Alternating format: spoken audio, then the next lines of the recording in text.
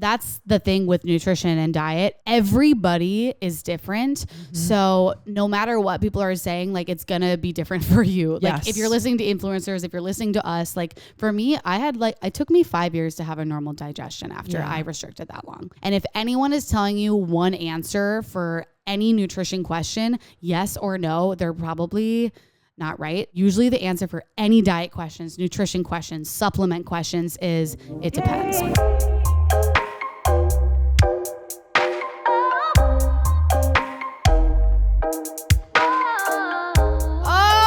Oh my. Oh, wow. If only you knew. Literally, I wish my armpits were less sweaty than they are right now. Oh my gosh, you guys. This is our first, candidly, this is our first ever complete podcast setup. Like, no producer, behind the scenes, wiping SD cards. Solo. Like there's nobody here. Like it's just us. And that's okay because we needed to do this a long time ago. Yeah. And it feels really freaking good to actually know what we're doing. Yes, like it does. truly. I mean, we knew kinda, but we never took the time to like really dive in because we had the help. So we did it. As you can probably see, we're back in the studio at my house. We're back. We're in our little room. It's our private room, so we're really excited about it. We have new fucking chairs coming. Cute orange, like retro chairs. Oh my God, this room is going to be so It's going to be so sick. Cute. We have plants coming. We have like shelves and like cool, like tacky orange things. And what am I missing? A new sign. We have things are happening. Some cute like neon swirly orange things popping on the walls. It's going to be fun. Yeah, it's going to be cute. Yeah, I want to go back to the fact that you're like, we're doing it ourselves. Yeah. And it's just a good lesson to learn, which we kind of learned, the hard way. It took us a bit. Like we did always have support from someone else to kind of do some of the back end stuff for the podcast. But when it comes to starting anything, whether that be your business or whether that be a podcast, yeah, it's a good idea to kind of learn it first yourself and then start to outsource that when you already know what you're doing. So, if we could do it again, I think we probably would have started this way anyways. So it's a fresh start. It is. I'm feeling good. Honestly, I was driving here and the vibes, the sunshine was out. My window was down. And guess what song I've been singing all day? What song? You already know it. What? Rihanna? Which one? Ready? 3, Bitch, 2, 1. Bitch, better have my money. How did I know? Y'all should know me well enough. Pay me what you want me.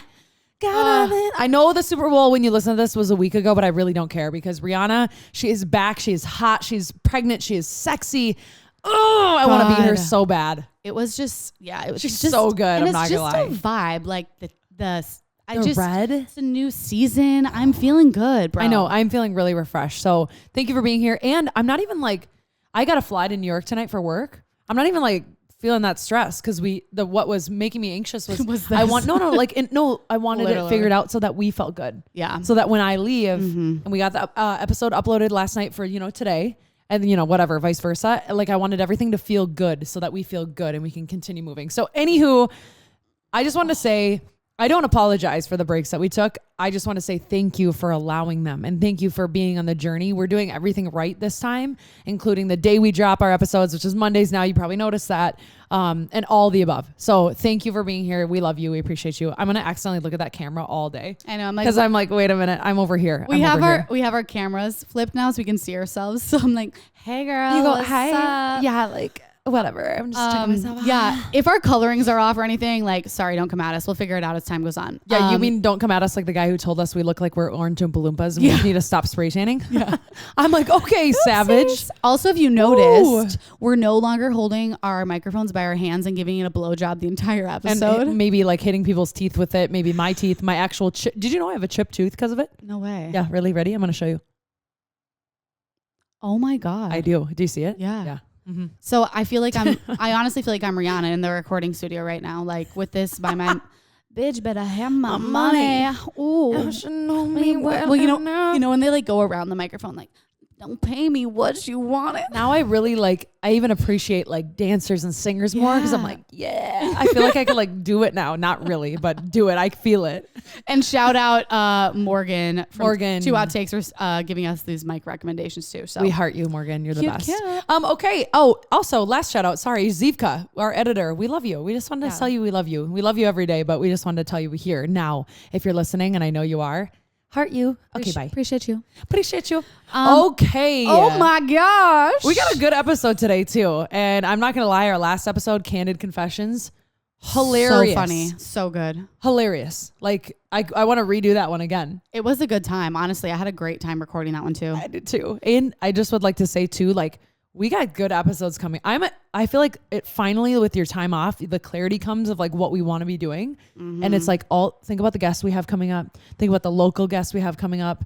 Yeah. Like another one I have to tell you about, like a dermatologist and like different things like that. Yeah, I got their permission and everything. So like cool shit's coming, you guys. And I just feel like it's spring in the air. Like holy crap. I do think that's what it is. Like the sun out today has changed my mood. And I have felt...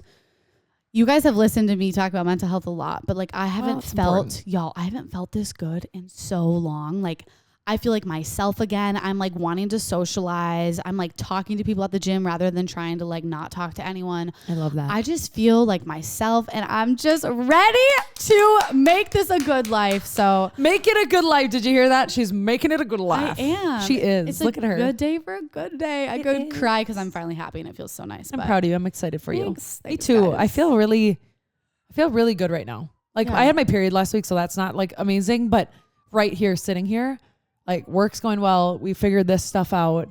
Like I feel like all my like big things are checked and I'm like, okay, they're in order. And now I can just enjoy like being alive. It's cheesy. I know that sounds really cheesy, but I'm enjoying the journey. Yeah. Versus like always trying to work for that. The next thing. Yeah. Agreed. Speaking of periods, you just talked about this. So one of my straight kind of moments has to do with this. So, I have been obviously going through the whole birth control situation. I went off hormonal birth control. And so I've been paying close attention to like where I'm at in my cycle lately because I've been trying to get some hormones tested. You have to know like when you're in your follicular phase and like certain days after ovulation is when you can get your blood tested and blah, blah, blah. And I was like, okay, I'm ovulating. Like I'm about to ovulate. And so I noticed like, bam, got really horny. And I was literally walking around moist. Like I was like, this never happens to me. Like I'm a big lube girl, like everyone needs to use lube, but I'm like, lube. Yeah. I'm like walking around extra moist. I'm like, this is new for me. It's different. And I was like, oh, I'm gonna go get my massage. So the other day. So here's the moment. So I go get my massage and oh no, the cat is coming in. Oh God. Hold on. I'll get him. You keep going with your story. I'll keep going. Guys, we are back with the cats too. So if I start to get some red eyes, you know what's happening. So I shut that fucking door and lock it. Should we put a couch in front of it or what? Okay. Oh goodness. Okay. So I'm going to this massage, feeling a little bit lubed up and, I text Pat, I'm like, I'm kind of horny, LOL. This is going to be weird because like, I don't know. I'm like, ah. But I go to this massage and my hip flexors have been so tight lately. And this girl, like I'm butt ass naked, by the way, every time. I never wear clothes when I go to a massage. Every time. And I'm always like, oh, right there. Like we talk and I let her know where I need it and whatever. And she is getting into my hip flexors and like moving my butt cheek kind of like back and forth. So at the same time, this is really detailed, but at the same time, my vagina hole is kind of going in and out and it's making like a squishing noise. What do you mean? Because it was moist.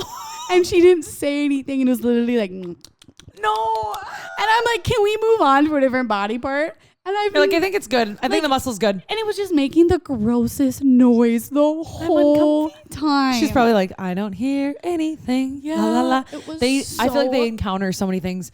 I've even heard from women friend masseuses that it's actually a thing where like a man will get a boner. Oh yeah. And like they're like they just have to continue doing their job as professionally as possible as long as there's no like lines crossed. You know what I mean? You're just like squeak squeak. I don't know what to do here.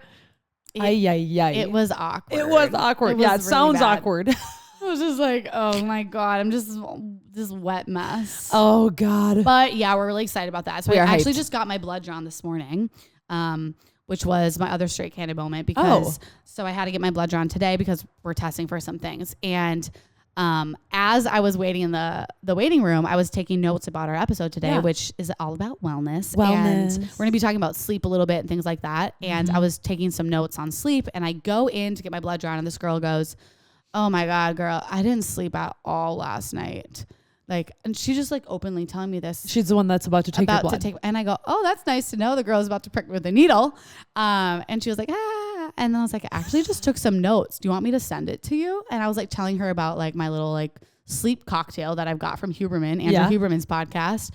She was like, yeah. I was like, should I email it to you? Like, I didn't know what to do. She's like, just text me. So I literally text this girl as she's drawing my blood this morning. What the hell? And I sent her everything. So I'll share that with you guys a little later this episode. But Ooh, yeah. What do you got stuff to learn? What do you got for stray animal moments, baby? I'd have kind of lame ones this week, but it's kind of funny because I was driving home from Lifetime this morning and there was a cop behind me and he followed me like, you know, when the cop is following you and you know they're following you, they're going to pull you over. Yeah. I didn't get pulled over, but he followed me for a good 6 miles. And I was like, he was following me extremely close. Like, and I don't know what I did. I'm like, is this a warning? And then I started sweating. And then I'm like, oh my God, I probably look like I did something wrong. Like I look like I'm doing something bad in my car. I know exactly and I'm like, why do I feel like this when I did nothing? I don't know. I didn't get pulled over. I just thought that was so like relatable because every time there's a cop even near me, I feel like immediately I'm going to get arrested. I'm going to go to jail. I'm going to have to get a new job in jail. Teach people how to do makeup. I don't fucking know what I'm going to do. Do a lot of push-ups, whatever. But either way, that's what I think immediately when I get a cop behind me. Okay. Anywho. Same. I just thought that was relatable. So I just had to say it. It is. I'm like immediately like, oh my God, my headlight out. Are my tabs expired? I know. He can probably look up in the system that I bought my tabs. They're just on the way in the mail. Yeah. I'm like, so we're good. We're good. God dang it. But I had Jordan was in Arizona, so I want to admit something and I want to be real with you and like just kind of level set, like even a good relationship, there's weird things that happen. Jordan was in Arizona for Waste Management Open, which is like this huge party of a golf tournament and the Super Bowl, obviously. I used to go to Waste Management Open when it's WMO, we'll call it from now moving forward, when I went to Arizona State. I know what the party I'm reading like. a research study like where they give you where they give you the abbreviation and then they just okay, keep going. Parentheses. Yeah. And I know what it looks like there. I know what it's like to party your butt off there and like have a blast. And it was weird because I had to admit to Jordan, and I admitted it to my mom first because I felt so self-conscious. I'm like, him being there is making me uncomfortable. And I'm not worried about Jordan going off and doing something. I'm not worried. I want him to have a fun and I want him to have passions and go enjoy himself. Even though he wasn't like doing anything crazy and he could if he wanted to. I had to like check myself and be like, it's bringing up like PTSD because around that time period when I went back in my mind is when I got cheated on by my like good friends and my roommates and everybody like stabbed me in the back.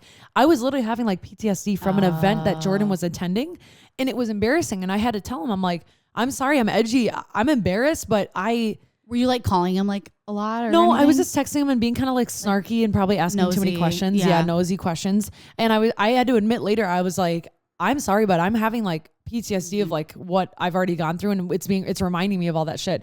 And he was like, thank you for telling me that. You've never told me that brings up these feelings. And I'm like, that's why I'm like, I don't want to be like this. But looking at how I like tackled that situation versus how I used to, I was like, this is a me problem. This is from my past. Clap. Like literally admitting like, this is a me problem. This is from my past. This is why I don't want you to feel like I'm tormenting you or, being, invasive on your space. And I'm sorry. And because I handled it like that, there was no fight. There was no repercussions. We don't have any bad blood. He still had a blast. I was able to calm down and that was it. Mm-hmm. Like I literally saw 2 years ago, Syd, and a year ago, and me now. And like, they would not get along. Yeah. So anyway, I just wanted to share that because I feel like we're all like fighting off something and these weird feelings that, like the girls, I like to call it the cool girl when you're pretending like you don't have the feeling of like, I'm jealous, but I'm just going to play it off because I don't give a fuck. It's like, yeah, you care, and just care in moderation and explain yourself if you start to act up a little funky. Yeah. You feel me? I feel you. And me and Pat had a disagreement this weekend too. Really? You guys are going to laugh at what it's about, but I think it's funny to share. So they're always funny. I wonder if he's going to, I don't know, but he did it. So it's his fault. So, he likes to randomly pull his penis out. Okay. Oh my God. That was just not what I was expecting. I'm like, oh, okay. What the? Do any other boyfriends do this? Like, are you going to show me a video? What are you pulling up on your phone? No. I'm scared. I'm like, what are you doing? This isn't pulling his dick out. I don't. No. I wanted to share. I ended up sending him something, which I'm going to share in a second. A video or something? No. I'll show you. But okay. So I say, okay, I was peeing on the toilet and he goes right in front of my face and just whips his penis out and Thinks starts it's sexy and funny. Not even sexy. And then starts to like sling it back and forth. Like slingshot is like flaccid penis back and forth. And sometimes it's funny, sometimes it's not. But like, bro, I'm not in the mood for your penis in my face right now. No, I get like, it. You know what I mean? Like it felt like a little boyish and like little boy humor. I'm like, Pat, can you put that away? And he keeps going.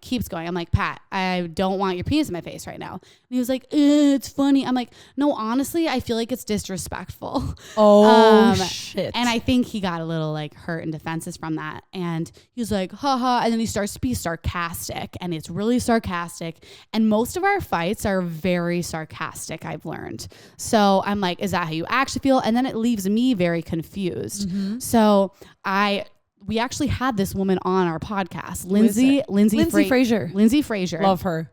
And she posted this, and I saved it, and I was waiting to send it to Pat for a moment like this. So I go, so you had this prior to this altercation fight, this like weekend? 2 weeks before. Yeah. Okay. And I was like, can I share you something? He was like, is it going to make me mad? I'm like, yeah. I was like, don't read it now. Read it when you're cooled down. Okay. It's about sarcasm. And like, he is a very sarcastic human. I am too. Yeah. I think when it comes to like fights or things that are actually bothering you, maybe don't use sarcasm, but like the rest of your life, sure. Yeah. But this blew my mind, and she posted this as a thread. So shout out Lindsay Frazier. You can follow her at Lindsay Frazier LMFT. I think she was on. I'll check it. She's gonna find the episode in a second, but yeah, I was like, you're on the episode. Wait, why am I doing that? Sorry. So she goes, sarcasm, why it's not funny. When we use sarcasm, we are often stating a belief we hold through mocking. It's a passive-aggressive way of bringing up a complaint, feeling, or experience. It's one of the main communication stoppers I see in my office with couples. It results in the person on the receiving end being confused and unsure of what you are communicating. This is because your body language and words don't match, causing the other person to be unsure of how to act or respond. Instead of sarcasm, try voicing the complaint, highlight the behavior, how it makes you feel, what you need, and your requests. And I was like, I love that. So I sent it to him. And then he goes, okay, like, yeah, I get what you're saying. Like, I'm sorry that I pulled my penis out. And I was like, that's okay, babe. Sometimes I like to see your penis, but like only sometimes. But like, though. I'll ask for it. Okay. He was like, okay, babe. Okay. You're like, we figured it out. Sorry, I don't know why. Here it is. I was looking. 93 is our episode because I was spelling it with an I. Okay. God dang it. I'm like, what is this? Yeah. What do I have problems with? That was such a good episode. One of my faves. I know, it was really good. So if you haven't listened to it, go do it. Thank you for sharing that too, by the way. It's just real this week. You know what I mean? We can always be funny and talk about whatever, but, okay. Disclaimer before we talk about wellness, which we both will give. I am not a wellness expert. I do not have a certification, I have certifications, but I do not have a... We're not registered dietitians. I'm not a registered dietitian or a nutritionist or a doctor. So take everything we say with a grain of salt. These are the things that work personally for us. We have a few piddled in like experts that have given their opinions on things. So know that that's that. But just, be mindful of that. Might work for you, might work for us, might not work for somebody else. Love it. Did you know that anyone can call themselves nutritionists?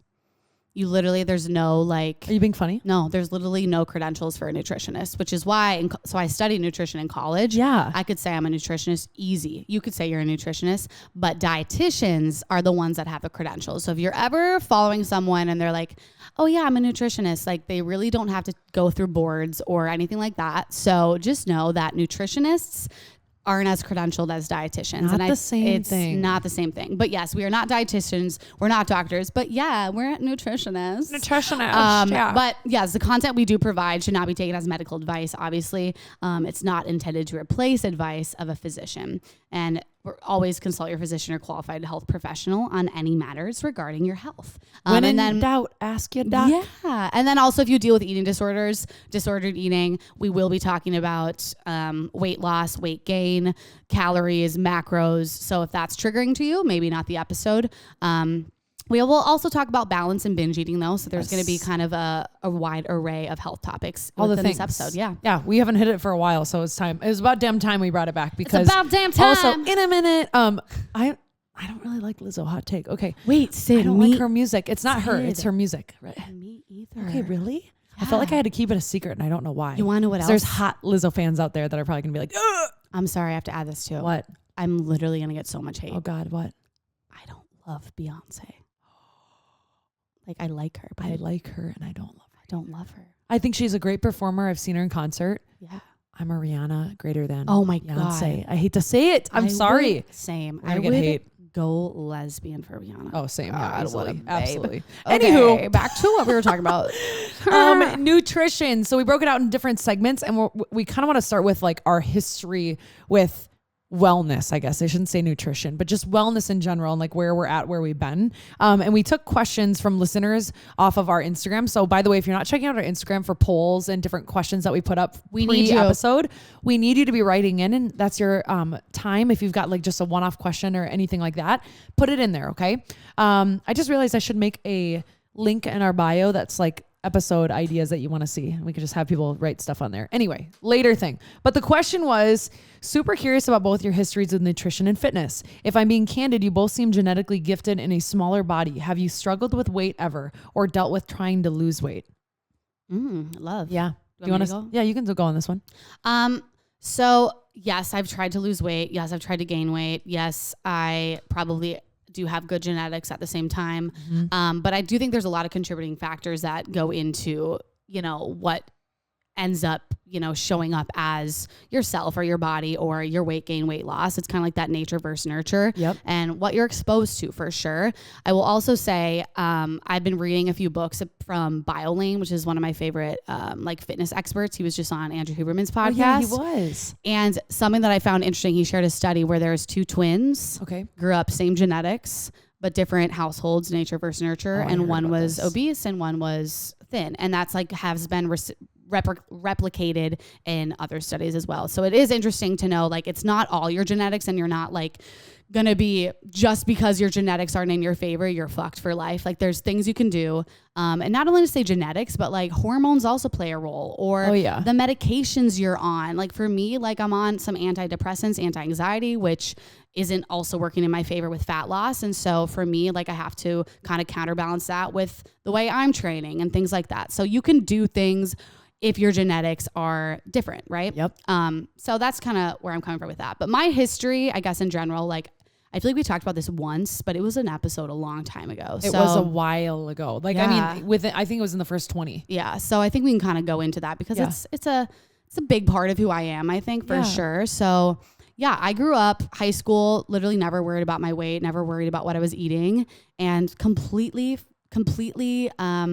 intuitive with my eating, and never had guilt, never felt a certain way about my body or anything. And then when I got into college, my freshman year, I gained a little bit of weight. Like I was away from home. My mom wasn't making her cooked meals. I was drinking, whatever. So I went on my first diet ever, freshman year of college, which happens to the best of us. And been there, done that. I took it too far. Like for my body, which was already like decently, I was happy with it. I was just like, oh, I want like some abs. So I remember I would go to the dining hall and I was just like, okay, I'm not going to get 2 cookies today. I'll get 1 cookie. And it started with that. And then it turned into, okay, I'm going to start tracking my calories and my macros. Okay, cool. Eating, certain calories, not really worrying too much about protein, just making sure I wasn't going over my calories, and then doing cardio to like burn the calories so I could eat calories. And I started to lose weight. I'm like, ooh, this is addicting, and kept going. I got to like, trigger warning, which we already said, literally 92 pounds. I can't believe that. As a freshman in college, which with my frame is, I wish, like the pictures are literally appalling.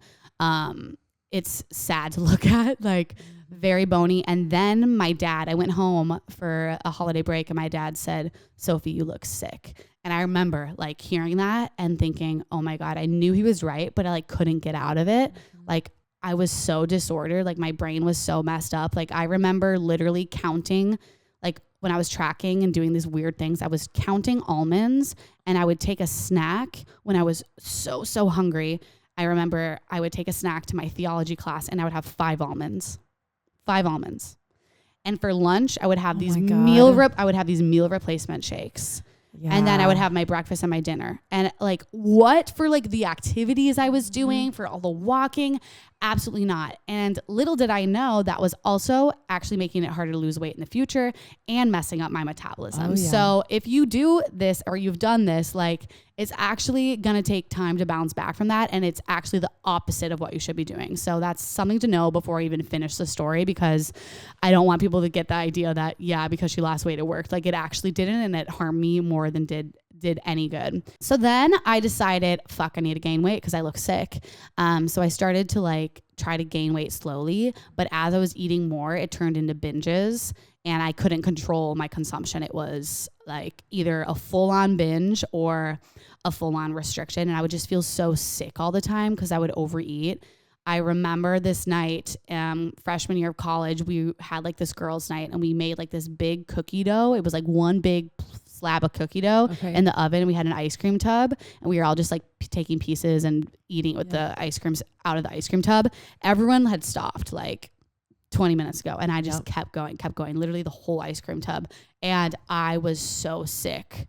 So it sick. to the point of being ill. That's like what people are like, oh, I don't have self-control. It's like, no, this is a little bit different. This is binging. It's next level. People are like, oh, like I ate an extra slice of pizza. There's a difference between overeating and binging. Yeah. Absolutely. Yeah. Binging is like your literal brain mechanisms and reactions happening are like, this girl needs to eat because she has starved herself. And it is not your fault when you do binge because you have taught your body to react this way. And it is, it's something that you literally can't stop. So there's ways to obviously like help that and fix that. And we can talk about that a little bit later, but yeah, definitely, binged for a while. So I did gain a good amount of weight and then it was weird.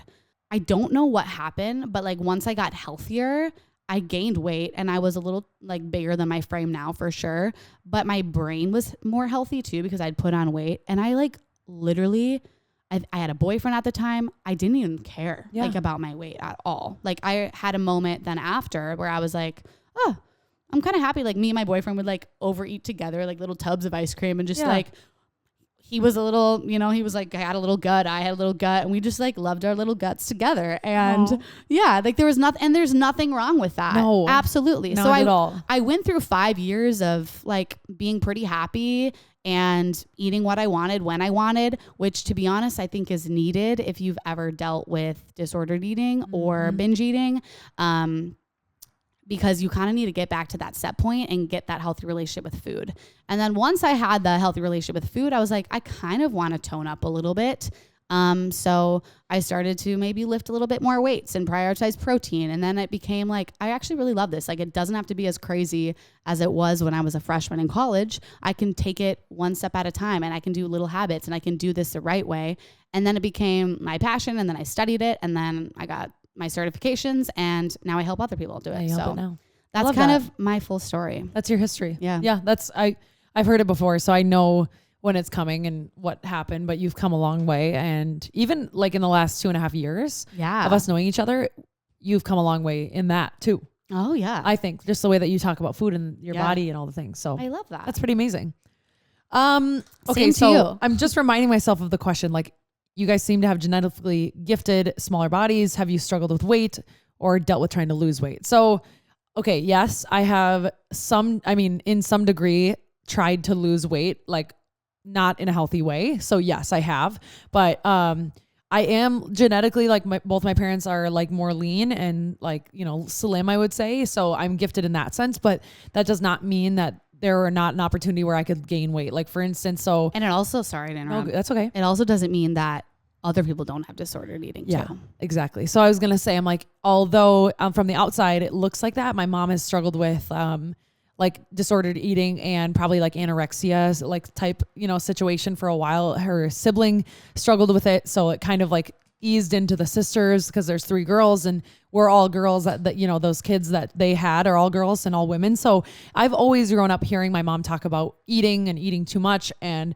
like I feel fat and I feel, and I've talked about this before. What I didn't know until I met Sophie was that it was actually like changing the way that I was thinking about food and the way that I nurtured my body and the way that, what food I ate and like all the things. So I'll just back it up. When I was younger, I was extremely skinny. My metabolism was way too fast for how many calories I was burning with lacrosse and hockey. I was trying to eat as much as I could, but even then I wasn't giving my body enough. So I would crash all the time. Like I could sleep at any point of the day because I had not enough food in my body, and not on purpose. I was trying to eat enough, but really it was like being a kid and, you know, all the things. Like through high school, college came, I had no idea what I was doing. I was eating Stouffer's lasagna, Topper's pizza, like chicken breast on a piece of mayo and bread, like every meal, like mac and cheese, you name it. Like I was probably eating it. We all are like, oh yeah, I ate that, check. Yeah. And I was fine because I was playing lacrosse. Then I weaned off of that. I went to Arizona State. I went through a really bad breakup. I really kind of stopped eating. I lost like a shit ton of weight. I lost all my muscle. I stopped working out.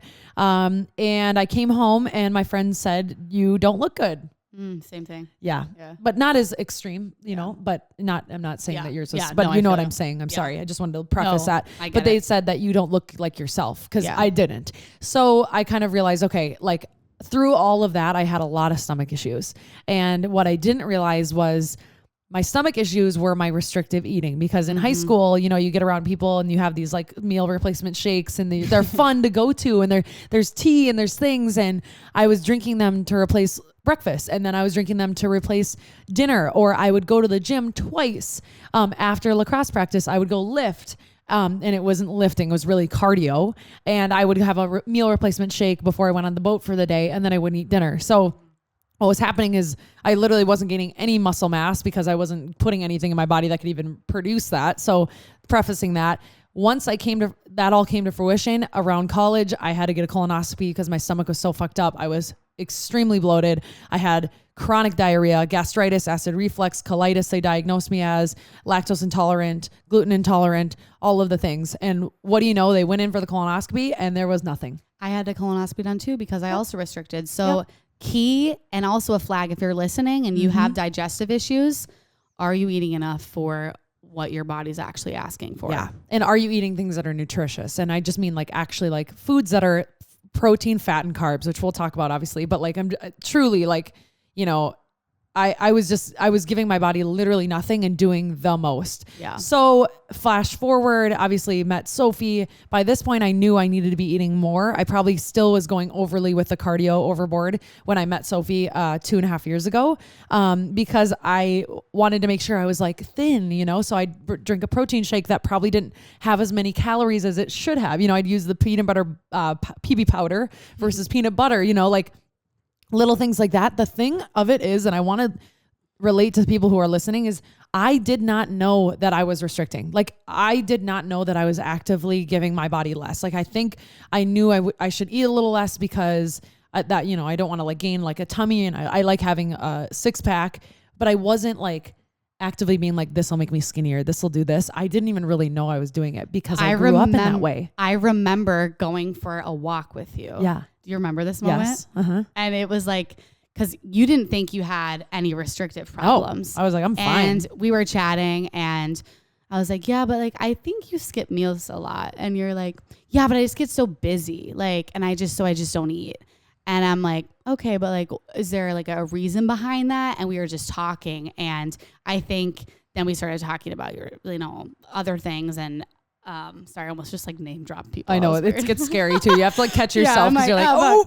And I remember you were kind of like, you probably did some self-reflection there too. Yeah. It's, I don't know. So flash We've forward. both changed a lot in the past 2 years. We changed a lot. Like even the last time I talked about fitness is not the same conversation whatsoever. Like supplementally, like workout types, none of it is the same because I've grown so much. Yeah. So here I am sitting in front of you now, eating 3 meals a day, making sure I have snacks on hand at all times. And I'll talk about what I put into my body for like supplements, and protein is always on the docket. It's what I focus on, which we'll get to, but I would say I'm the healthiest by far that I've ever been.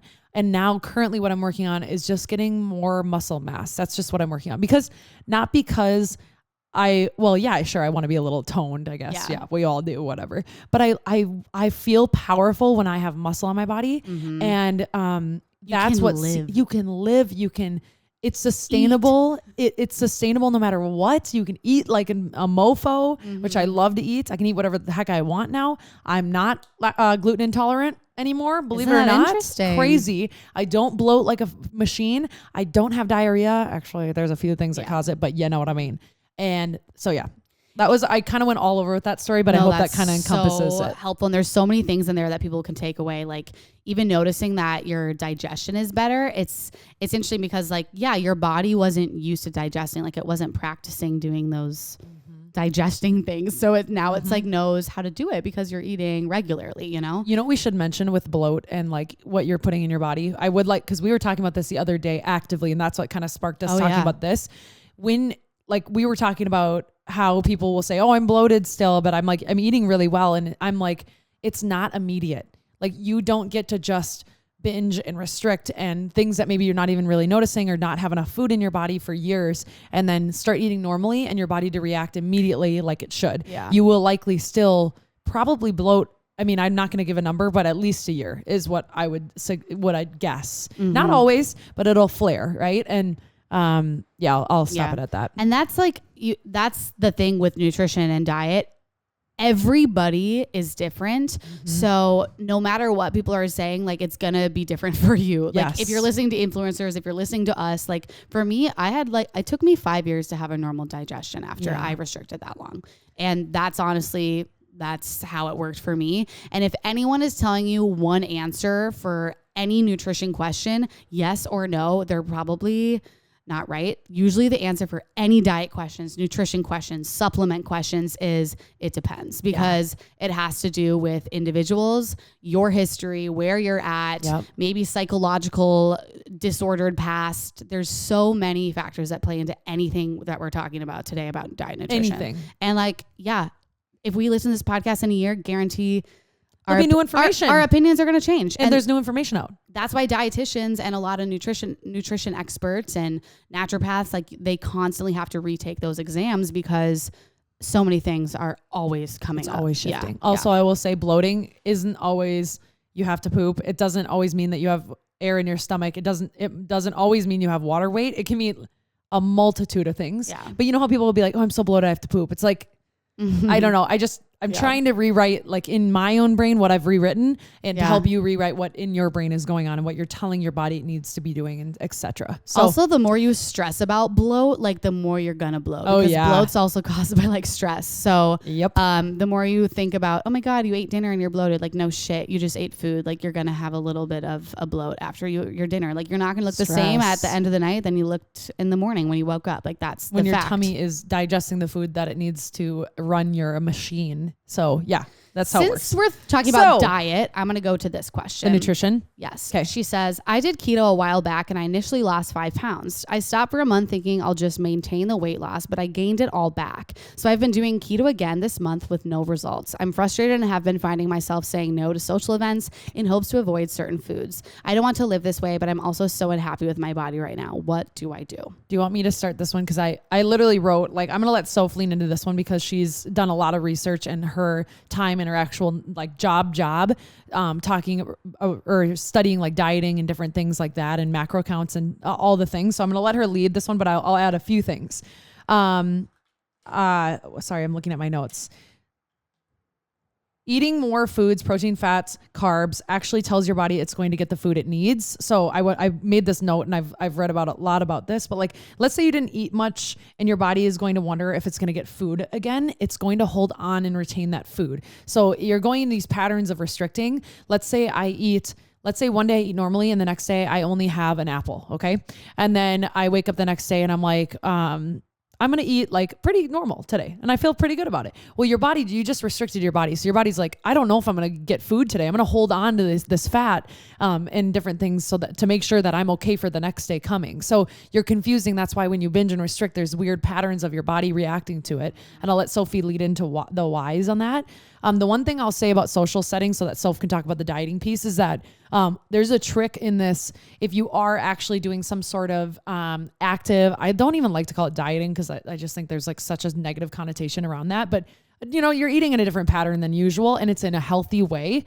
eat before you go to something. Like, let's say I'm like, you know what, I've been doing, I really want to get all my protein in versus I don't want to eat the bad food. Let's rethink it. That's a great tip. Yeah. You know, I want to get my protein in to finish off the day. So I want to have a chicken, rice, and veggie dinner at home. I literally before I go out to eat. Love eating a chicken breast before I go out to dinner. Yeah. Because I'm like, okay, just so I have enough protein so I get whatever I want on the menu. Yeah. Because I know I hit my protein goal and now I'm like, okay, now I can have eat like whatever some I want. fries or like whatever the fuck. Yeah. That way you're not filling up on fries and then you didn't get your protein count, which anyway, we'll talk about later too. But I would say eat before, like eat something before, not to restrict yourself after. It's more to get the goal of what you're trying to do. So you should eat, you know, over your weight in grams of protein a day, you know, at or about over. I like to say it depends on the person, but that's just a general rule of thumb. I need to hit my goal. I'm gonna eat a chicken breast because I know that makes me hit 145 grams of protein for the day. Check that off my list. Okay, now I can go have fries or whatever I want at the restaurant. Then you're actually spending more too, or spending less too, which is also a perk. So I will let you talk about the dieting piece because she's expert in that. I love that tip though. That's such a good tip. Yeah. A little snacky snack. Yeah. Yeah. So keto, if you don't know what keto is, it's you eat low carbs, no carbs, and you prioritize protein and fat. And yeah, there's really no magic diet out there. I'll be honest. Like maybe keto is something you love. And yeah, you did initially lose some water weight and you're excited about it. Yep. The thing with keto is everyone thinks, oh, but okay, so you'll hear, you know, me talking about, but carbs are so important, like protein, carbs, and fats. We need all three of those macronutrients. They're all very important. Carbs give you energy. They help you lift. They help you hit results. You'll hear people say, don't, you know, demonize carbs. We've heard that now at this point. But people that are huge keto fans are like, but I burn fat. I'm in ketosis when I do keto. And yes, you're burning a lot of fat when you're in keto, but it's because you're eating a lot of fat. Yeah.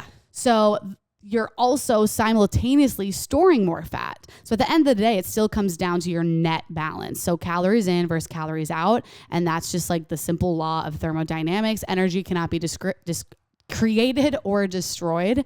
And there's something that I read in the studies that I found in the books I've been reading about with BioLane, but numerous metabolic studies demonstrate that I always say metabolic. I know. Numerous metabolic studies. It's because I read it in my head that way. Numerous metabolic studies demonstrate that when calories and protein are equated, weight loss is the same. So a lot of my clients, some people prefer high carbs, low fat. Some people prefer low fat, high carbs. It really doesn't matter your carbs and fat macronutrients balances when you're just trying to hit your calories and protein. So at the end of the day, just remember that.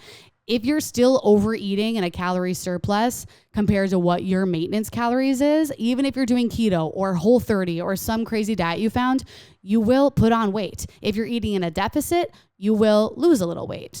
It also, people are like, but no, I don't think calories in, calories out works this way because I ate in a deficit and I didn't lose weight. The thing is like, you're probably one, tracking wrong, or two, you maybe have a slower metabolism than what you thought. So when you calculated your maintenance calories online, they were wrong because you've gone through yo-yo dieting before. You've gone through a lot of diets. You've overdone your cardio and you've slowed your own metabolism down. Yep. So for me, after I did my complete, restrictive diet and have been trying to lose weight and doing this and doing that, my metabolism was really slowed down. So I took those years to kind of I did technically a reverse diet over a course of 5 years. Like I ate what I wanted when I wanted. It wasn't like the cleanest way to do it, but there is a clean way to do that without gaining weight. It's a reverse diet. It's just slowly adding calories week by week to get your body to a higher BMR range or like your basal metabolic range or rate. Index, yeah. Yep. So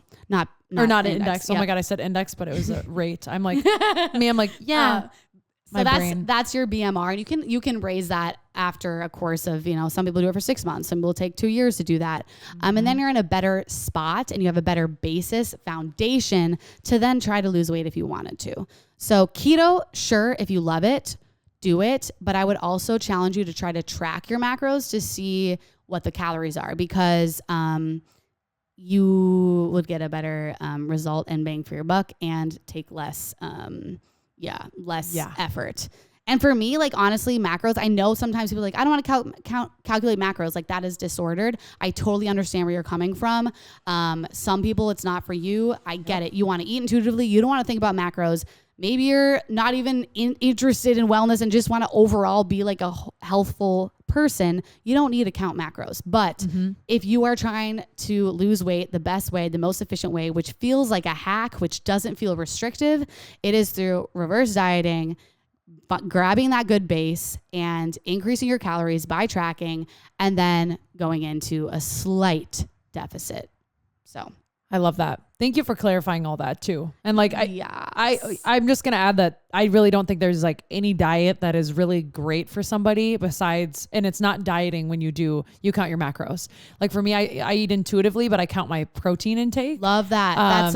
And so if you're like me, where I'm like, okay, I can't get too in the weeds, otherwise I'm just going to get a little obsessive. Yep. I like to count my protein, not the full macro, but that is a macro. You're counting protein. So I'm technically counting it, just not all of them. So that's like the balance that if you want to start somewhere too. The other thing I want to add is like, I'm going to talk about it because Liver King, you know, the guy that only ate meat, he only eats animal parts. I just was looking him up or whatever. I'm like, you know, it came out that he does steroids. That's why he looks the way he does. Like, do not believe everybody who's telling you facts based on nothing. Like, you can't believe everybody that does those things. And the last thing that I want to add, because it came to mind while you were talking, is there's a difference between doing juicing and doing a cleanse. And I'm not recommending either of them. Zero.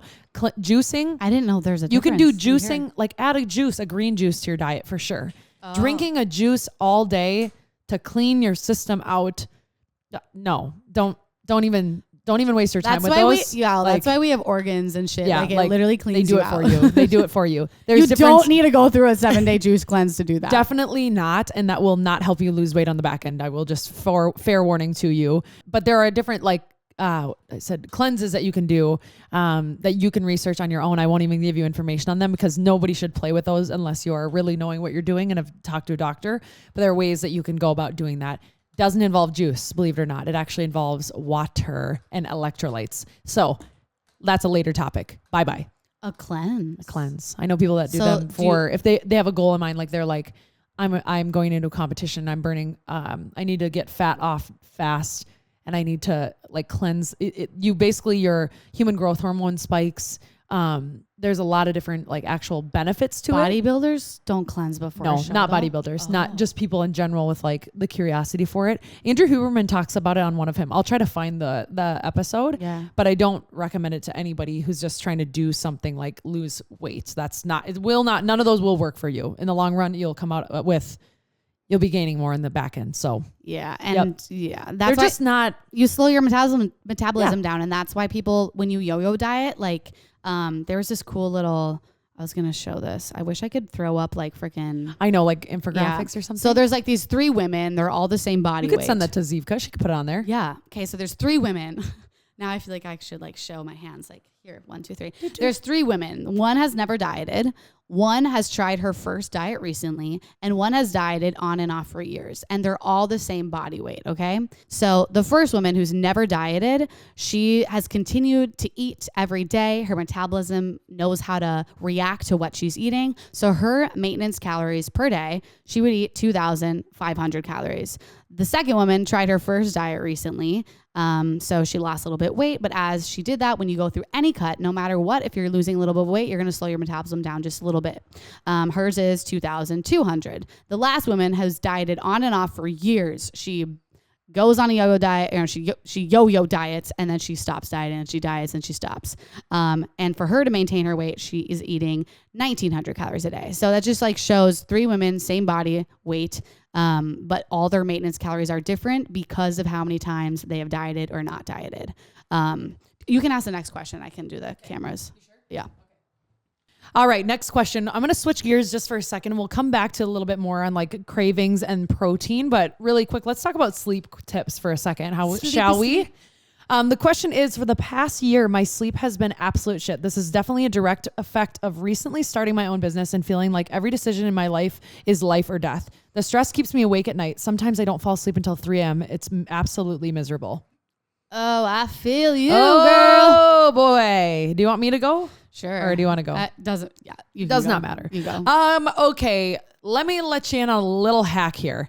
Obviously, the less stress we know, the more you're probably going to sleep because you're all stimulated and all the things. We sometimes can't control our stress. We think it's mostly maybe internal things that we can't control, but there are external things you can do to help reduce stress. That's actually proven. Okay. I thought you were going to say little hack here. Just take a weed gummy. Just take a weed gummy. No, I'm just kidding. If you're going to do it without those things, one thing that has, helped me astronomically besides the weed gummy is magnesium. Okay. Having and taking a magnesium supplement, they say 2 to 3 hours before bedtime is actually really like the good window, the window of things. You've probably seen Calm, the powder that's sold in stores. That's just it's a powder form of magnesium. That's a nice one. I used that one for a while. I like that one. I prefer just like a pill just because it's easier for me. And there's different types of magnesium. So when you're going to buy, I would go and look. I take malinate, but there's also, I never say this one right. Threonate, and glycinate. I don't know why. I can never think of how to say the first one for some reason. And citrate. And citrate. Yep. This is something this is one of the, we had a naturopath kind of chat with us about supplements before this episode. By the way, if you're a naturopath, you have to have a doctorate in naturopath. So yes. Just anyway. Exactly. And she was saying that there are a few supplements I suggest for everyone, but magnesium, usually start with glycinate, is responsible for over 300 enzymatic functions in the body, and we can't get enough of it from food. So usually that's a good one to start with. Yep. If you don't know what to start. But like she said, I would probably chat with your doctor and maybe you don't need it, but a lot of people are deficient in it. So a lot of people are, and you wouldn't know, and then my little, I wanted to call it tea before bed, but I do have tea before bed, but cute. My little regiment that I always do now before bed, because it is my sweet spot time. And everyone's always like, no, I know it's my sweet spot time, but tell us your sleep routine. Okay. Before bed, about an hour and a half before bed, I have a bedtime tea because I just love the fact of having warm water and sipping on something. I sit in bed. I've already washed my face. I wish I liked tea. I know. I know it's hard, but you could do warm lemon water or something like that. And then I stretch. Usually I sit on the floor. Even if I have 2 minutes, sometimes I like to do it more 10 minutes, but I stretch and just kind of release different tension parts of my body that I haven't been listening to throughout the day since we're always hunched over. I put my phone away, probably about 30-ish at least minutes before bed. And then we turn the TV off. I usually talk to Jordan. And if I'm alone, I try to read. And since I'm not a huge reader, I read about only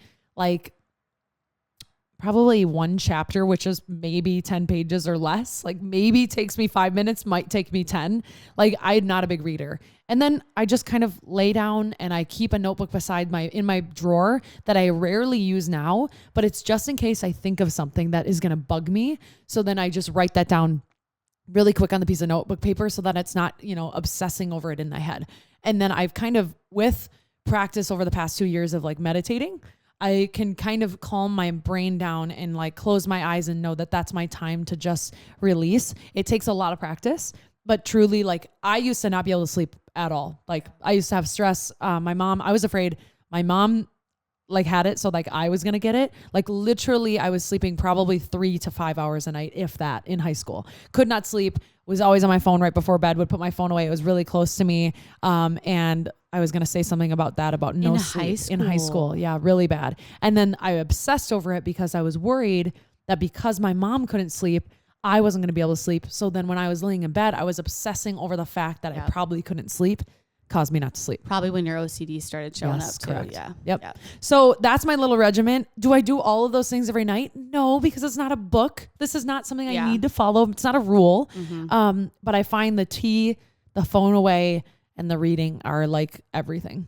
I love it. Yeah. Isn't it interesting that oh fuck, I had a thought. Oh, sorry. And so I started talking, saying it, hoping it would come back to me. Oh, isn't it interesting? Isn't it interesting? Fucking A. Hold on. I wish we could just it's okay. I wish we could just pause the whole episode and just go, shh. I'll just start talking about my routine and it'll probably come back to me. But I bet it will.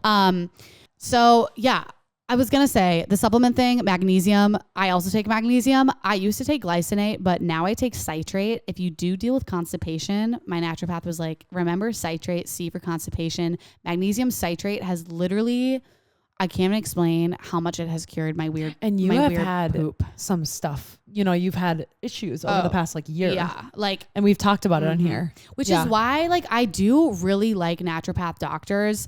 And like for a while I didn't want to go see an integrative or a naturopath doctor because I'm like, ooh, it's all like voodoo shit. But what I like about naturopath doctors is they help me optimize what I have versus my regular doctors, more so keep me from not dying. Like, do you know what I mean? There's a difference. Like, I want to optimize my sleep. I want to optimize my hormone levels. I want to optimize working with my body. I want an individual blood test. I want to know where I'm deficient. I want to know which supplements I should be taking, which by the way, before you just pop a lot of supplements. Yeah, don't do that. Besides magnesium, I think that's okay. Before you pop a lot of supplements that maybe we talk about or someone else talks about, you want to know what you're deficient in. Like it should be individual.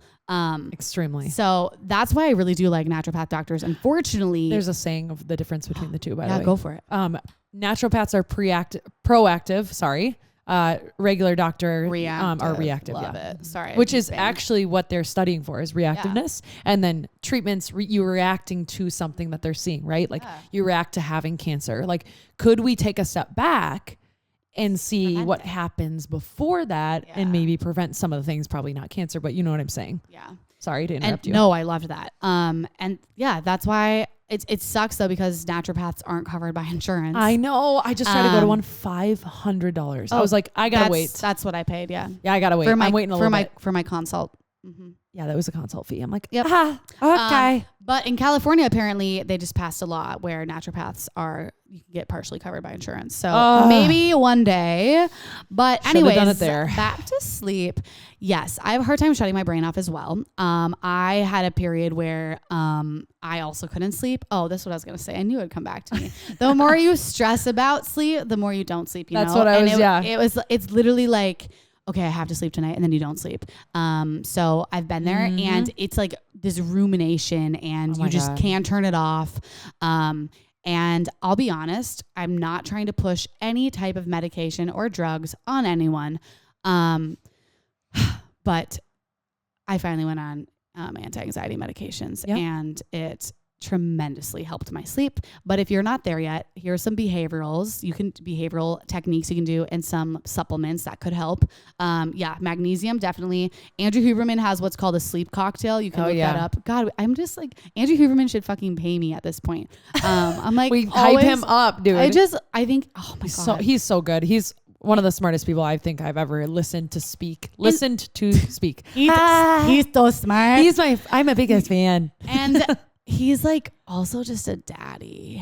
And God. And if he doesn't know the answer, he'll be like, here's a research study, you know? So it's not like he'll just be like, oh, I'm pulling it out of my ass. Like he literally will do a tremendous amount of research just to answer a question. He talks so fast. So he's the only person I can't listen to at 1.2. I have to do it at regular. That's so funny. I listened to on 1.2 and my boyfriend's like, what are you doing? It literally sounds like and I was like, in my brain, I'm like, whoa. Oh, so good. Okay, yeah, anyway. His episodes are long, so like, hold on. So he says his sleep cocktail, yes, 145 milligrams of magnesium. He says threonate or 200 milligrams of magnesium bisphenate. I know that threonate was the one I was trying to say over here. I'm like, wait a minute. I don't fucking know. He also mentions theanine. So I actually take L-theanine and I do love it. It helps with my anxiety too a lot. I take it if I ever drink too much caffeine as well. Oh, good. So it's called L-theanine. Good to know. I always take that before bed. I always take magnesium citrate before bed. And then I also take maybe once or twice a week. It's called GABA. I think it does the same thing that L-theanine does. Sorry, GABA. Isn't that like a thing that people used to say or something like that? It was like a YouTube or something. I don't know. I don't fucking know, but yeah, so that's what I take before bed. And then what's really helped me is phone away. I lay down in bed and I always read now because it does make me really fucking sleepy. Yeah. And then sometimes Pat likes to try to talk when I'm reading. So I'll have a little conversation with him. And sometimes I'm like, Pat, I'm in the middle of a sex scene with, what's her name? What's the author? With Colleen Hoover. Shut the fuck up. Stop. And what we do sometimes, this is really fucking weird, but it does help. If I'm feeling like a little anxious before bed, my heart's beating fast, we'll breathe together. Like we'll try to match the rate of the other person's breath. So like we'll breathe in through the nose and we'll see who can do it deeper, and then open mouth, exhale. And it's like takes you so long to take the deep breath in. And it's weird because you're trying to match the other person's breath, and it's like making you focus on that. If you don't have someone else to do that with, you can also just do like that box breathing technique, which does help. Just inhale, hold, exhale, hold, inhale, hold, exhale, hold. I love that. Yeah. Jordan literally will be like, you want to see me hold my breath for 100 seconds? I'm like, sure. And then I just sit there like this. Cute. Good job, babe. At least he's not whipping his he dick gets out. excited though. He has like little side hobbies of like literally how long can he hold his breath? Yeah, interesting. I'd rather that happen. We have been chatting for a long time, so we'll keep it moving. I don't even know how long. I know. I love it though. Let's keep going. I love it. Let's go down to protein, shall we? Yeah. Girl. Okay. Here is the question. Oh, actually, do you want to read it? Sorry, I read the last one. I have this one pulled up. Can I do this one? Okay, yeah. How? Oh, wait, where is that? Because it's great. How in the name of God do I grow a dumpy? I want that recoil. I want that jiggle. I found myself Googling prices of BBLs, but like, bro, I can't. So, the dumpy, huh? Dumpy. I love how she says recoil. Like, I know, recoil. Like when you like hit your foot on the ground and it just goes like jiggles a little. Yep. Oh, oh, we love that recoil. Recoil, huh? That's what you want? Okay. I'll start this one. I'll start this one and then we'll kind of go back and forth because my first tip is focus on either building or focus on cutting. Don't try to do both at the same time, especially when you're trying to work with your muscles and get some hypertrophy action happening, some growth. When you do cardio, when you do HIIT, you are losing fat, but you're also losing muscle, which is why you want to focus on a building phase at one time, which is why I really like doing reverse diets with a building phase, obviously. So you're eating at maintenance or a little bit at a surplus, and that puts your body in the best position to actually gain a little bit of muscle. Yes. And some people are like, oh my God, I'm going to weigh the same or weigh more, but actually you'll lose fat and gain muscle at the same rate. So the scale might not move, but you actually still might notice, like, people are like, oh, you look good, even though the scale's the same. So reverse dieting is scary, but knowing that the scale's not moving, but your body composition is changing is really cool. And then once you build the muscle and you're like, oh my gosh, I want a little cut, then you can do it because you have that good base going. Yep. I would say like how I always notice this and how I've heard people notice it is if you are looking at the scale and the scale says the same number, but then you try to put your pants on and they fit a little weird. That's usually how you can tell you're doing something right. I wrote down strength greater than cardio, and I'm not saying stop doing cardio altogether, but cardio is not going to give you the same output, obviously. Like even in the simplest of terms to digest, obviously cardio, you're burning so many, oh my God, you're burning calories and you're just freaking going and you're in this like high state of zone 4 to 5, like heart rate zones, which means that you're burning calories, which is not where you, oh my God, it just gets too complex and I'm trying to say it when I'm not looking at anything, but you know what I mean? You're burning in a totally different zone. But what I will say is like, are you slowly doing a squat in a cardio class? No, the answer is absolutely not. Am I saying don't do any cardio at all? No, because I like to do cardio once a week still. And that's when I get my heart rate up really, really high. I'm not worried about focusing on muscle groups more as I'm focusing on like a full body burn, right? Like to get my heart rate up. It feels good to sweat. Like I love going to Alter or Barry's or Rumble or wherever in Lifetime classes. Like any of those are amazing options. But you, like Sophie said, you need to eat and you can't be in a cut trying to build at the same time. That means you need to eat to lift. And in order to get that booty, you have to grow. Less cardio is your ticket. Like it is your ticket. Get comfortable with dumbbells and barbells and the squat rack and just slowing down to focus on muscle groups that you're trying to exhaust and pump. Okay.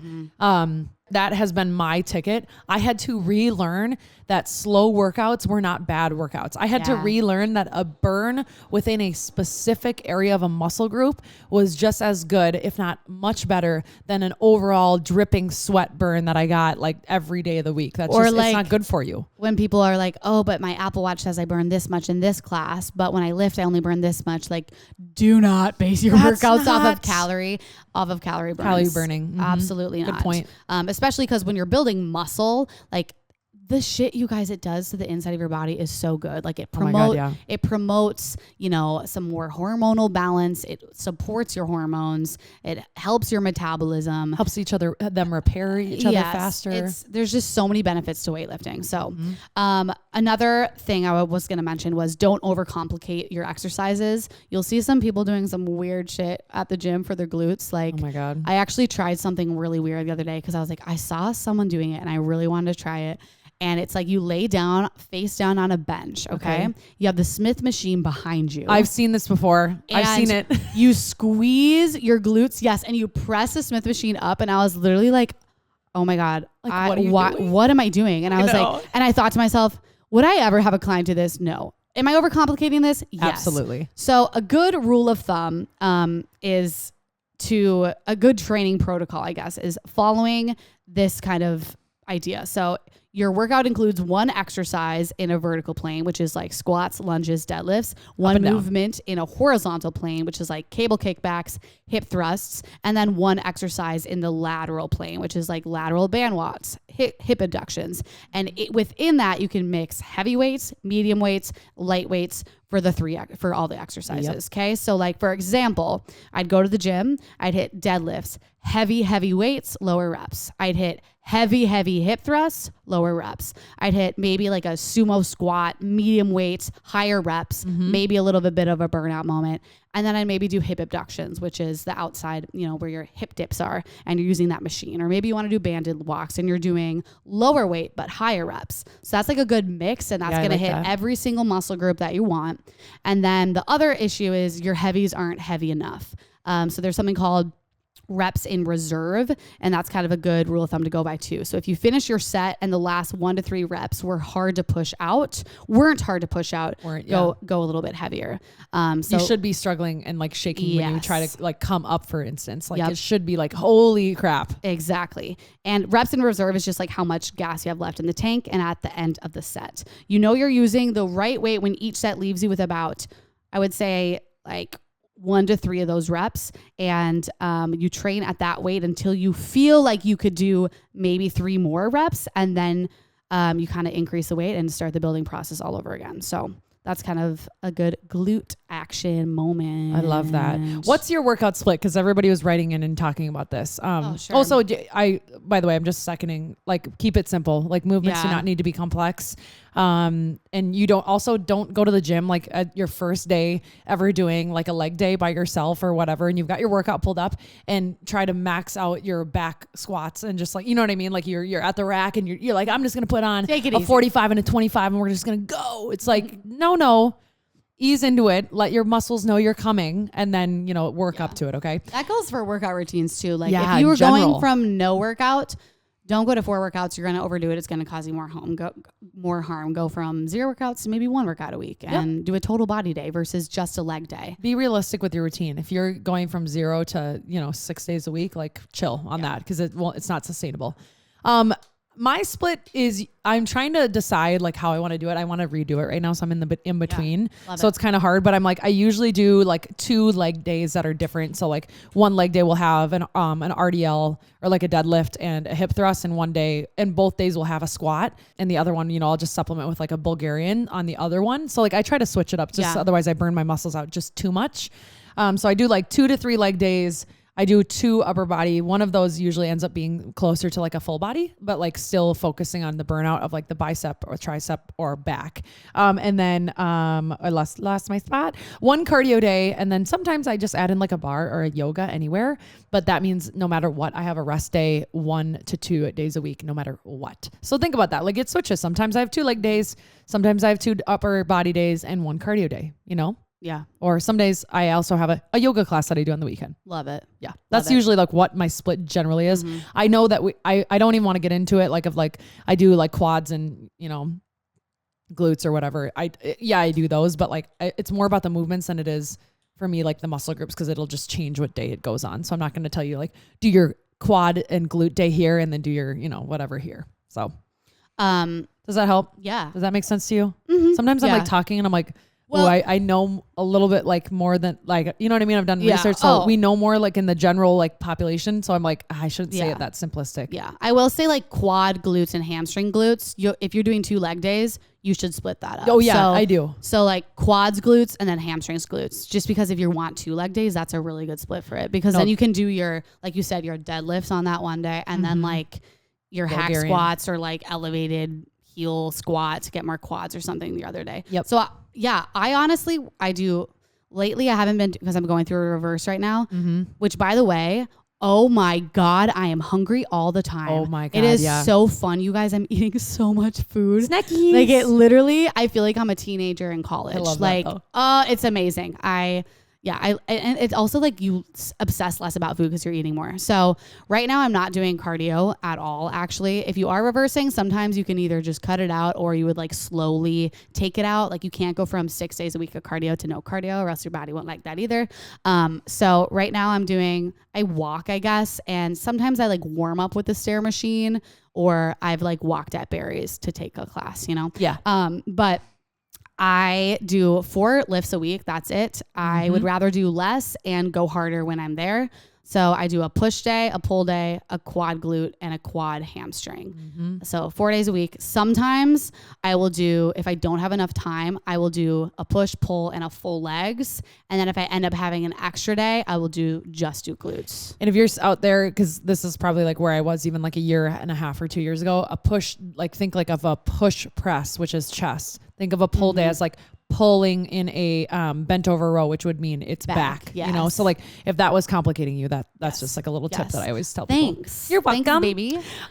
Okay. Should we move on? Yes. Let's talk about protein really, really fast. Cause someone wrote in, they said there are about 1,000, actually the number is much bigger than 1,000, but you know, companies out there that are telling me their protein is the best. What the hell should I be looking for? I'm going to keep this very simple, cause I don't think I need to go in total like detail of this, but I was like, you either need a whey isolate, especially if you're trying to like build muscle, right? It's like the most purest form, or a vegan all-in-one. And the reason I'm giving those 2 options is because like I have tummy issues and I've tried whey isolates and I know that it's the best option for me, but because I'm having digestive issues with whey, I'm not getting the perks of using a whey isolate when I use the whey isolate. So I need to go to a vegan so that I'm actually digesting it and for what it is, so that my tummy is happier. Okay.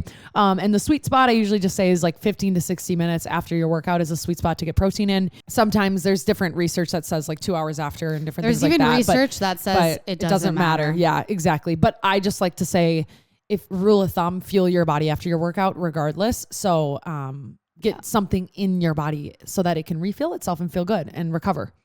Love. Yeah. Did I miss anything? No, I mean, you talked about the protein. I agree. I like a whey protein isolate. Yeah. If you are tummy issues, like be aware of that. To get more protein in, I guess we've talked about this a lot of times, but like, let's say you're trying to hit 140 grams of protein. You take your meals of the day, maybe your 2 snacks, divide it by however many, and see how much protein you have to hit at every single meal, and you'll be good to go. I also like try to get a lot of my protein in even before dinner. So like do your best to get it in at the earlier part of the day, so you're not playing catch up by the end of the night. You'll also notice like you're a lot more satisfied. You'll feel good. Immediately if you start increasing protein, you might get constipated, which happens to a lot of my clients too. Yeah. So don't go from, realizing like track how much you're eating right now. Maybe you're eating 60 grams and you're like, I'm going to get 145. You're going to get a little, you're going to get a little constipated. If you want to endure that, fine. Your body will regulate in the future anyways. So, yes. You will have less brain fog. That's for freaking sure. Oh, I love that. If you eat more protein. Really fast, you want to just talk about like how we start a morning or a workout routine? I have like literally the simplest of notes. Go. All I was going to say was, because someone wrote in asking that question, write your workout down before, because when you get there and you're twiddling your thumbs and you're all confused and you're like, I don't know what I want to do. I just got here. I'm awkward. Think about write a workout down before, right? Like it is way easier. Focus on lifting, like not the heaviest to start. I already said that. Form first, then add the weight. Form first, then add the weight. Okay. Don't throw your back out.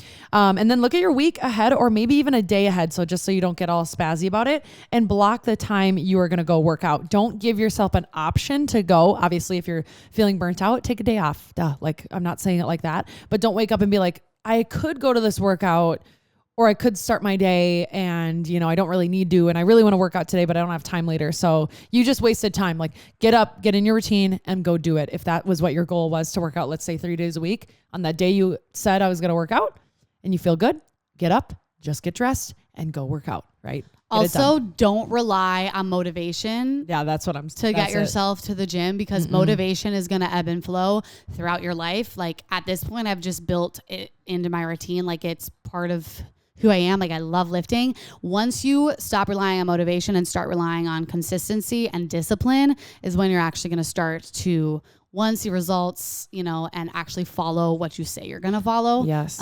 So that's huge something that I learned in the past 5 years. I want to share, by the way, the girl, the naturopath that we had kind of sharing about the magnesium and making sure you don't do blind supplementations without lab values drawn. Her name is Roisin, by the way, and you can follow her at RoisinG on Instagram.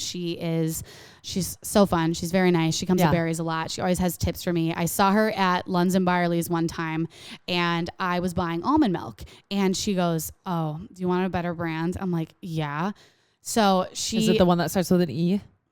It was like the simple one. It hardly had any ingredients because she's very into like, if you're having gut issues, look at ingredients. Gums, xanthan gum, Gus gum, stick to the cilia of your gut and cause it to bind. They decrease gut mobility and decreasing absorption of nutrients from the gut. Many of these ingredients are in dairy substitutes. She goes, "I make my own almond milk because of this." So she has a lot of little tips and tricks. So go ahead and follow her. So thank you, Roisin, for sending that in. I did promise that I was going to say what supplements I'm taking right now, but I will say that these are, again, for me. Okay. I won't go into detail, but I'll just tell you why. These were for me. I've talked to a nutritionist. I've seen where a dietitian and a doctor. Sorry about that. And so these are for me. So magnesium, right? I already talked about that. I take I almost said 1-a-day vitamins. By the way, did you know that you take 2 of those, not 1? Check yourself if you're using those right now. Anyway, I take women's vitamins, like an everyday supplement. I take fish oil. I'm going to start mixing in digestive enzymes and a multi-probiotic, but that was just because of my internal issues that I'm having right now. Right. And then I already wrote magnesium, so that's it. But I use Relight, like that's just an electrolyte, like, you know, you put it in, it's instead of like a liquid IV, right?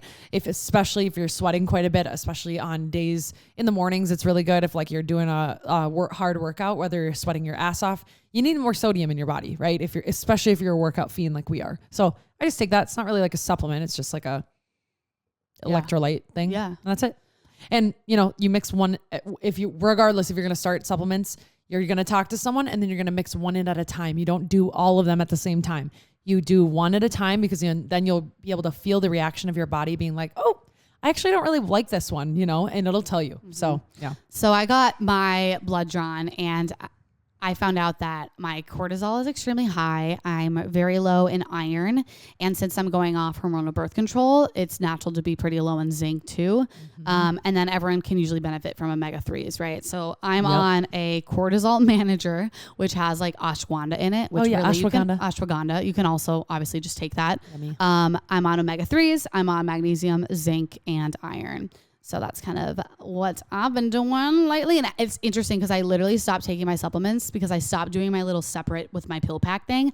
And I was like anxious. I was constipated. I was like moody. I'm like, "Oh, I got to get back on. I got to get back on." I used to think that they weren't even worth it. Like it was like, what? I'm eating healthy. I shouldn't need a supplement. It's like, actually, even from the regular food that we're eating, we're not getting enough of the things that our body needs to recover. Optimize. Optimize your body. Like to be...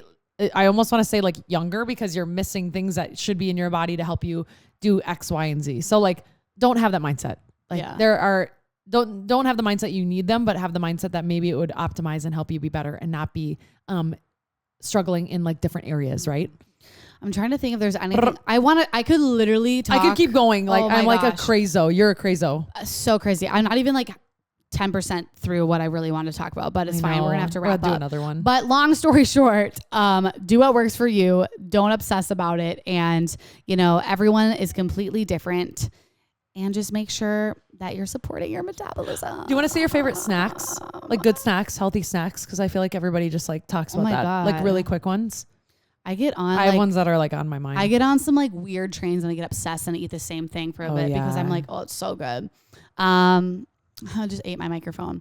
Okay, so my snacks will be high in protein for y'all. So let me think here. So I love apples and peanut butter, right? Me but too. I try to make it a little more like bulked up and satisfying and has higher protein. So I love taking vanilla yogurt. I know Syd was like, I took PB2, but I'm tracking right now. And sometimes if I want to have a reason for it. Yeah. If I want to have like a higher fat later for like an avocado, I might use PB2 powder. So, or if you want to just put regular peanut butter into your yogurt, you can do that too. Because instead of like the serving size of peanut butter is so fucking small. It's so rude. It's like an ant size. Yeah, it's like, so okay. rude. So in order to get more of the peanut butter taste, if you put it in your yogurt, it's like this big pile of peanut butter then. And you have more protein. So I put PB2 powder in my vanilla yogurt. I add a little maple syrup, sea salt, cinnamon. And then I cut up an apple and I dip my apple in there. Oh God, it's like that's literally so good. one of my faves. I also have been eating, like my snacks are honestly like legit meals now. Like Yummy. an egg sandwich. I just love eggs. I love eggs. Huge egg girl. String cheese, honestly, love a good string cheese. Love my beef sticks. Yep. I love little oatmeal packets with protein powder in them. Yum. I love turkey.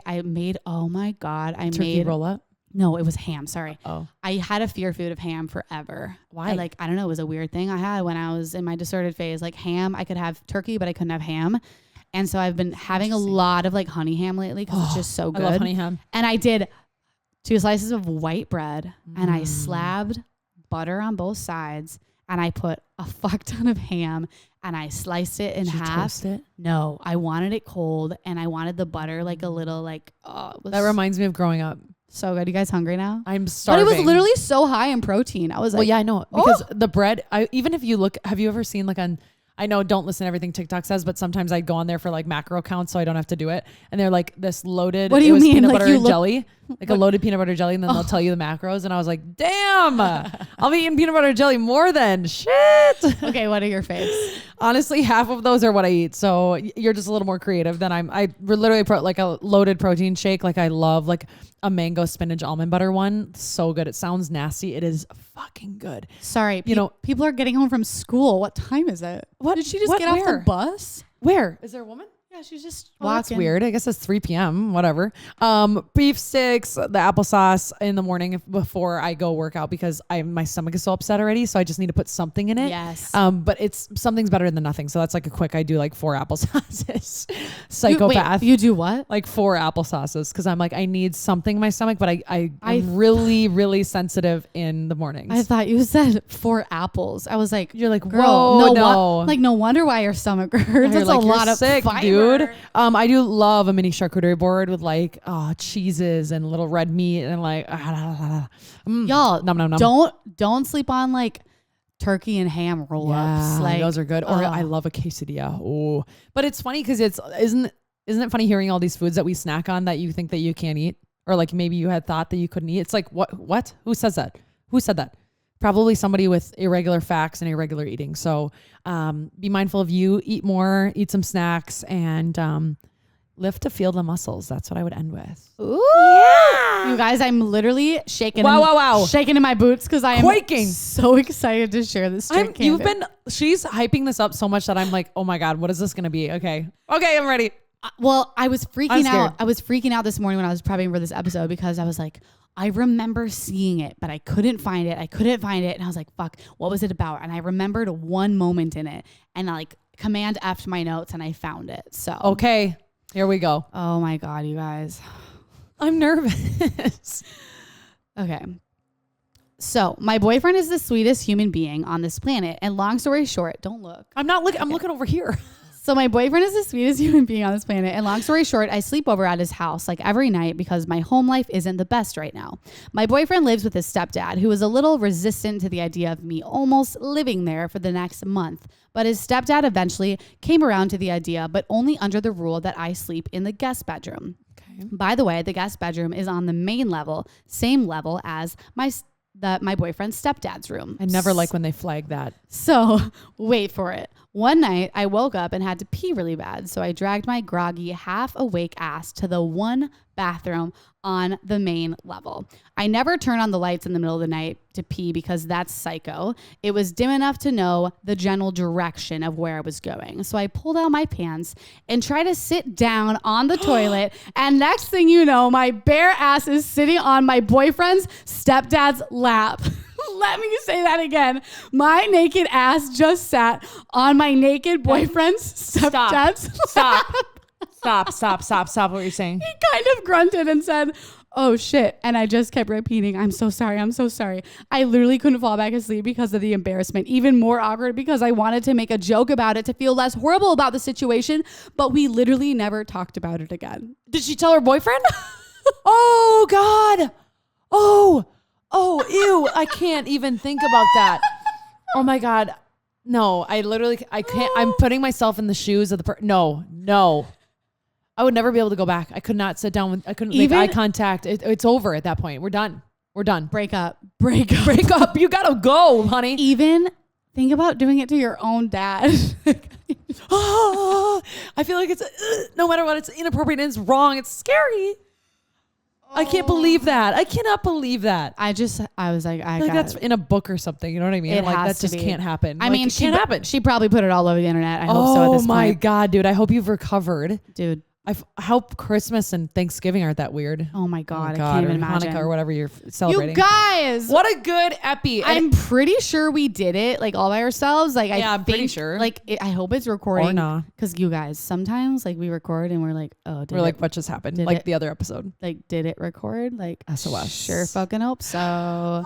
If you didn't get your questions answered, know that we have a lot of experts coming up, like a dermatologist, and we have body dysmorphia. The twins from Call Her Daddy are coming. Yes. Also, if you are really interested in birth control stuff, your bitch just solidified, confirmed with Dr. Jolene. Oh, yes. That is huge. She's the one who wrote Beyond the Pill, by the way. I also hate that I went like this. Let's go. Honestly, shout out to May, who just she goes to the U of M, and she interviewed Dr. Jolene, and she kind of hooked me up. She wrote this cool research paper on birth control, and it was sick. But yes, we freaking love ya. We love you. And I also just want to mention this because why can I not?